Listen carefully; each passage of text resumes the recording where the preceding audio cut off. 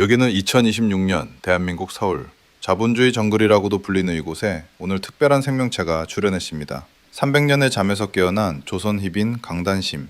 종은 인간이나 일반 인간과는 생존 본능의 결이 다릅니다. 천적도 없고 두려움도 없고 멈출 줄도 모릅니다. 현대 문명에 처음 떨어진 이 개체는 빠른 속도로 환경에 적응하기 시작합니다. 스마트폰을 학습했습니다. 홈쇼핑을 장악했습니다. 깡패를 맨손으로 제압했습니다. 전문가들은 이 개체를 두고 말합니다. 멸종 위기종이 아니라 오히려 천적이 멸종할 위기라고. 한편 이 정글의 지배자로 군림하던 또 다른 개체가 있습니다. 차세개, 악질, 재벌 3세. 봄 개체의 주요 특성은 냉혹함, 개상력, 그리고 자기 악플에 조용히 싫어요를 누르는 예민한 감수성입니다.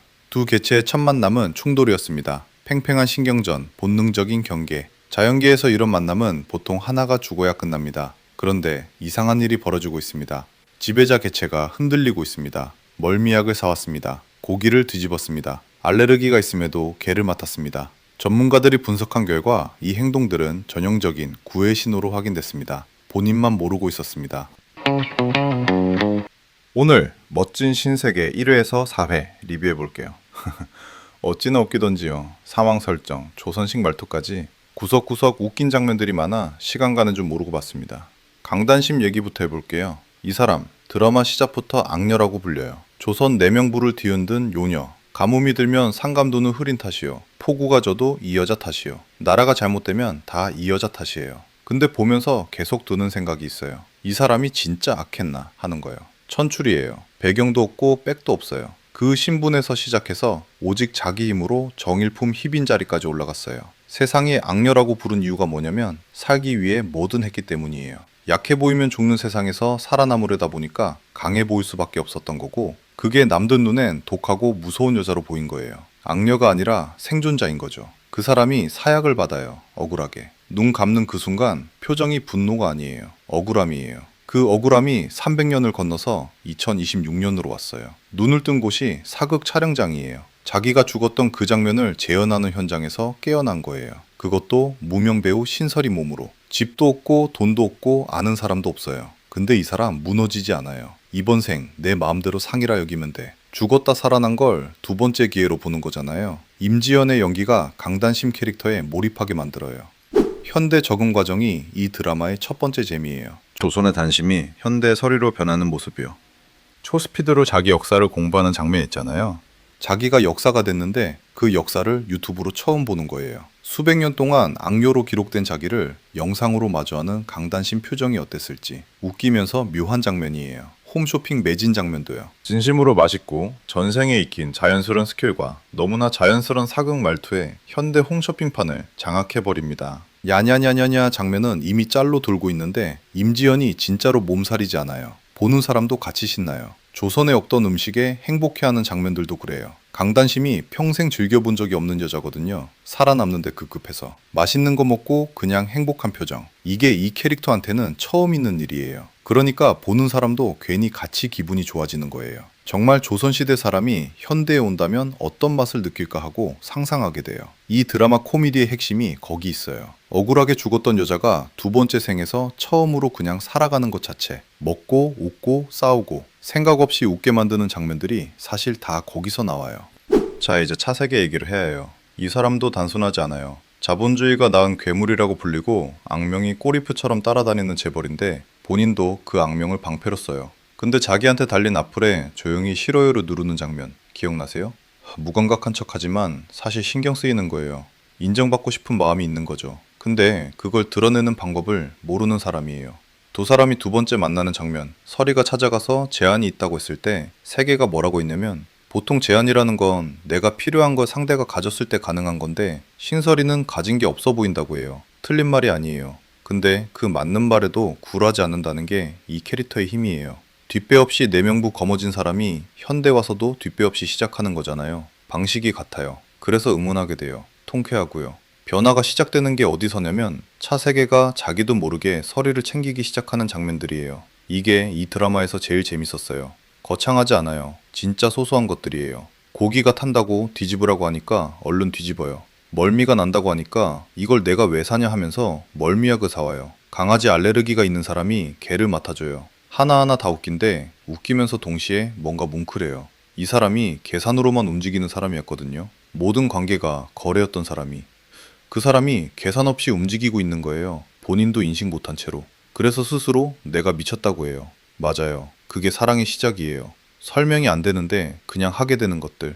BOJ의 엔터 설립도 그거예요. 합리적인 이유로 붙이려고 하지만 결국은 설이 옆에 있고 싶어서 만든 거잖아요. 그리고 사회 엔딩에서 포옹이 나와요. 이게 단순히 감정 확인이 아니에요. 설이 입장에서 이게 쉬운 일이 아니거든요. 강단심이 평생 믿은 건 자기 자신뿐이었어요. 감정이 생기면 약해진다는 걸 알았고 약해지면 죽는다는 걸 알았어요. 그 사람이 처음으로 계산 없이 기댄 장면이에요. 세계는 처음으로 계산 없이 챙겼고 설이는 처음으로 계산 없이 기댔어요. 둘이 같이 변한 거예요. 14회짜리 드라마에서 4회에 마음 확인이 나왔어요. 빠르다고 느낄 수 있는데 저는 오히려 잘한 선택이라고 봐요. 이 드라마의 진짜 이야기는 로맨스가 아니에요. 로맨스는 동력이고 진짜 싸움은 다른 데 있어요. 그러면 최문도라는 인물 얘기를 해야 해요. 차세계의 오촌형이에요. 학렬로는 아버지 뻘인데 나이 차이가 7살밖에 안 나요. 그래서 삼촌이 아니라 형으로 불러요. 근데 이 형 속을 들여다보면 차세계 자리를 원하는 사람이에요. 겉으론 욕심 없는 척, 착한 척 하는 사람이고요. 스스로도 이방원이 왜 왕자의 난을 일으켰는지 이해된다고 해요. 직접 칼 빼들지 않고 차근차근 포석을 까겠다고도 했고요. 사회에서 이미 움직임이 보여요. 신설이를 차세계의 약점으로 이용하려는 시도가 있어요. 이게 무서운 이유가 전생이랑 구조가 같아서예요. 강단심에게 사약을 내린 게 임금 안종이었어요. 그 안종의 전생이 최문도예요. 현생에서 문도가 또 설이를 약점으로 쓰려고 해요. 300년 전에도 단심을 무기로 썼고 현생에서도 같은 패턴이 반복되려는 거잖아요. 역사는 반복된다는 건데 이번엔 결과가 달라질 수 있느냐가 이 드라마의 큰 질문인 것 같아요.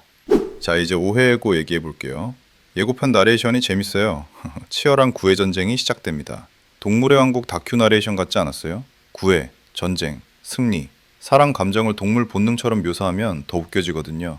그래서 저도 초반에 동물의 왕국 버전으로 좀 따라해봤어요. 이 드라마 코미디의 결이 거기 있어요. 진지한 상황을 가볍게 포장하고 가벼운 장면 안에 진심을 숨겨놓는 방식이에요. 구도를 보면요. 세계가 직진을 선택했어요. 마음을 알았으니까 이제 표현하겠다는 거잖아요. 냅다 항복이다. 나 너 아니면 죽는다고 해요. 멀미약 사오면서 이걸 내가 왜 사냐던 사람이 이제는 항복 선언을 해요. 근데 설이가 받아주냐면 그게 아니에요. 마음이 흔들리면 약해진다. 이번 생 돈 많은 비구니가 될 것이라고 해요. 이미 포옹은 했고 마음이 없으면 비구니 얘기가 왜 나오겠어요. 있으니까 지키려는 거죠. 여기에 모태이가 등장해요. 모창그룹 딸, 차세계의 맞선 상대예요. 세계한테 연락 달라고 접근하는데 이게 단순한 삼각관계 재료냐면 꼭 그렇게만 보기가 어려워요. 문도가 차세계를 흔들 때 가장 고전적인 방법이 외부 인물을 통해 두 사람 사이를 벌리는 거거든요. 적의 칼을 빌려 적을 치는 거예요. 모태이가 의도한 건 아닐 수 있어도 문도 손에 들린 카드가 될 수 있어요. 설이 입장에서 이게 흔들리는 요소가 될지가 오해 포인트예요. 비군이 되겠다고 선언했지만 세계 옆에 다른 여자가 나타나면 그 선언이 유지될 수 있을까요? 강단심이 질투를 감정으로 받아들일 사람이 아니에요. 질투를 분노로 바꿔서 행동으로 터뜨릴 사람이에요. 그 장면이 또 얼마나 웃길지. 6회까지 예상해보면 9회 전쟁이 절정에 달하면서 문도의 첫 번째 본격 개입이 가시화될 것 같아요. 설이가 BOJ 엔터 소속이 되면서 윤지호와의 라이벌 구도가 본격화될 거고 윤지호가 문도 라인과 엮일 가능성도 있어요. 세계는 설이를 지키면서 구애도 해야 하는 이중고가 생기고 설이는 배우로 서야 하면서 밀려오는 감정도 버텨야 해요. 근데 이 드라마가 믿음직한 이유가 설이가 약하지 않다는 거예요. 용역 깡패 나타나면 야인시대 김도한처럼 제압하는 사람이에요. 약점이 생겨도 그걸 무기로 바꾸는 사람이 강단심이에요. 300년 전에도 그렇게 살았고 지금도 그렇게 살아요. 그러니까 5회와 6회가 단순한 노코 공식으로 끝나지 않을 것 같아요. 세계는 직진하고 설이는 튕기고 모태이가 변수로 들어오고 문도는 그 틈을 파고드는 구도가 동시에 돌아가요. 웃기면서 긴장되는 두 가지가 동시에 오는 게 이 드라마의 맛이에요. 마지막으로 하나만요. 이 드라마가 단순한 비니로코가 아닌 이유가 뭔지 4회 보고 나서 생각해봤어요. 강단심이 300년 만에 살아 돌아온 건 복수하러 온 게 아니에요. 억울함을 풀러 온 거예요. 살아남는데 급급해서 한 번도 제대로 살아보지 못한 것에 대한 억울함이기도 해요. 먹고 싶은 거 먹고, 웃고 싶을 때 웃고, 좋아하는 사람한테 좋다고 말하는 것. 그 당연한 것들을 한 번도 못 해봤던 거거든요. 지금 서리가 하고 있는 게 그거예요. 먹고, 웃고, 싸우고, 마음이 흔들리면 비군이 되겠다고 소리치면서도 그 마음을 지키려고 해요. 그게 강단심이 두 번째 기회에서 처음 하는 일이에요. 그래서 오해가 기다려지는 거예요. 비군이 선언을 해놓고 혼잣말로 중얼거렸어요. 진정 나를 사랑하는 게야. 이 혼잣말에 이 여자의 전부가 담겨 있어요. 300년 전엔 아무도 그 질문에 제대로 대답하지 않았어요. 이번엔 다를 수 있을까요? 오해가 진짜 기다려집니다. SBS 금토밤 9시 50분 함께 봐요. 장면 뒤에 숨은 진심 무비스였습니다.